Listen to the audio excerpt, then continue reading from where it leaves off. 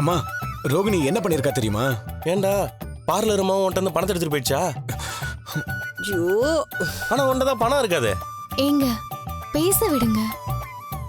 நீயே ஏன்டா இழுத்து இழுத்து சொல்லிட்டு இருக்க? பட்டார்னு போட்டு விட. ரோகிணி என்ன பண்ணா? ரோகிணி பார்லரா பிரான்சைஸ் கொடுத்துருக்கா.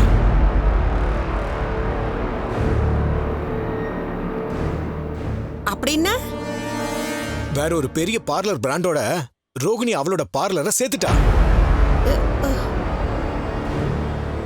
கிரீன் பிராண்ட்னு நிறைய பார்லர் வச்சிருக்கிற ஒரு கம்பெனி இருக்கு. அவங்களோட சேர்ந்து இப்ப ஒர்க் பண்றா. அப்படின்னா கடையோட பேரும் மாறிடுமாங்க? ஆமாப்பா, இப்ப அம்மா பேர்ல கடை இல்ல.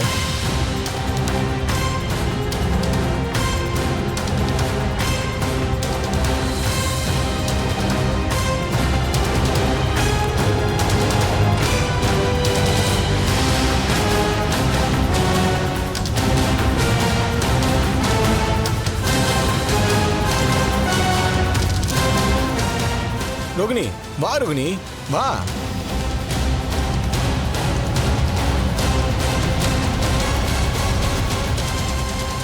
ஹே வாமா, இப்பதான் அம்மா கிட்ட விஷயத்த சொன்னேன். என்னம்மா சொல்றான் இவன்? கடை பேர் ஏதோ மாறிடுச்சுன்னு சொல்றான். ஆமா ஆண்டி, நானே உங்ககிட்ட சொல்லணும்னு தான் இருந்தேன். அதுக்குள்ள மனோஜ் சொல்லிட்டாரு. அம்மா, இது ரொம்ப நல்ல விஷயம் தானம்மா. இப்படி பிரான்சைஸ் கொடுத்தா இன்னும் நமக்கு நிறைய ப்ராஃபிட் வருமா? இது எப்ப நடந்துச்சு? ஆண்டி, இப்பதான் கொஞ்ச நாள் ஆச்சு.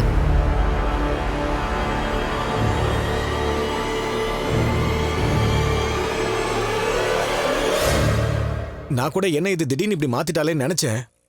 ஆனா இப்படி பண்ணா நிறைய கஸ்டமர்ஸ் வருவாங்களாமா. அது நமக்கு இன்னும் நல்லது தானே. அப்போ அம்மா பேர்ல பார்லர் இல்ல, விஜயா பியூட்டி வேர்ல்ட் அந்த போர்டத்தையும் கடை சேர்ச்சு, அப்படிதானே?